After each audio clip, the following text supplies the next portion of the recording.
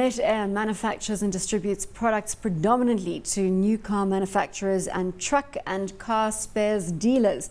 The company was founded more than 30 years ago as a supplier to Toyota SA. Metair has a market cap of 4.4 billion rand, a price to earnings ratio of 10.6 and a dividend yield of 2.5%. Let's get your thoughts first, Paul. Well, let's go from global to South Africa. Back in the 1960s and the 1970s, the people running South Africa thought we should have a car industry of our own. So what they did is they imposed draconian and extremely onerous tariffs on vehicle imports. Perhaps you noticed when you were trying to bring in your Ferrari. And then they basically gave a whole lot of crazy mechanical industry incentives to try and get people to produce here, which of course in the end they did. That's why we've got, Toyotas here, General Motors has always been here, we've got Volkswagen here, the Germans are here, the Japanese, the Europeans, and they manufacture around the country, places like Roslyn and the Amanzimtoti and all the other areas of the country. Eastern Cape, obviously, PE, big incentives there to do that too. The local content is part of how that program, the MIDP, worked. So you could make a car here, but you always had to have a certain amount of local content for which you got all these benefits. That's why companies like Metair sprang up, because they were making basically all the stuff that would then go into the original equipment, things that are simple, because the complicated stuff had to come from somewhere else.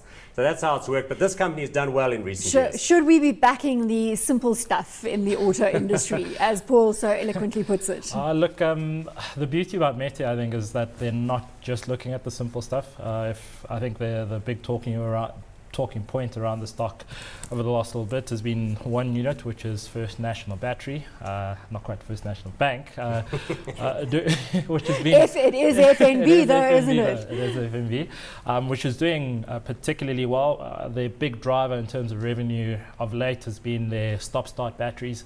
So those cars that as you pull up to the traffic lights, the engine kicks off. Some people complain about them, some people don't.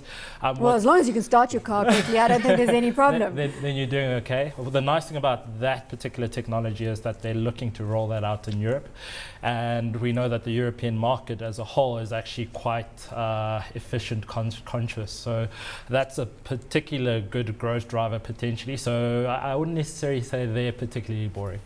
Well, we also know that the European economy is in a beleaguered state, and not sure whether battery upgrades are going to be hot on the agenda. But Europe is an enormous economy. In aggregate, Europe is 16 or 17 trillion dollars bigger than the US. So it's going through a bad patch now, but Europeans love their cars, and that industry will rebound. So they bought this thing called Rombat, which sounds like an Australian animal, but in fact, it's actually Rom as in Romania, bat as in battery. So the idea is to take the stop-start business and go there. And I think they will do well there in due course. Remember, this business used to be controlled by Wesco, which was the Bradley family, or Elizabeth Bradley, and the interest with Toyota. When they got out some years ago, they were replaced by the Royal Bafokeng Investment Company and by Coronation. So they are now the anchor shareholders.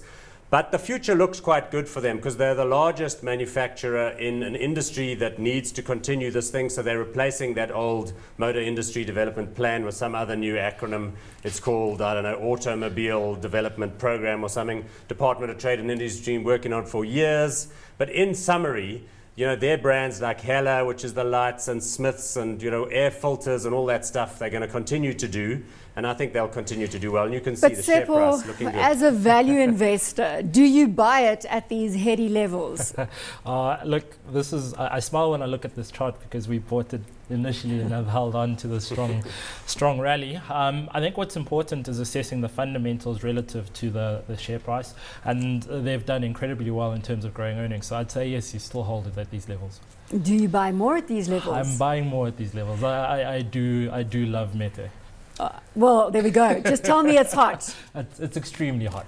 Paul, hot or not on Metair? Yeah, I do quite like it. I like the management team, and as I said, I think the industry looks quite good. The vehicle sales in this country have done well, because there's been all that money lending activity, both unsecured and secured, to back this up.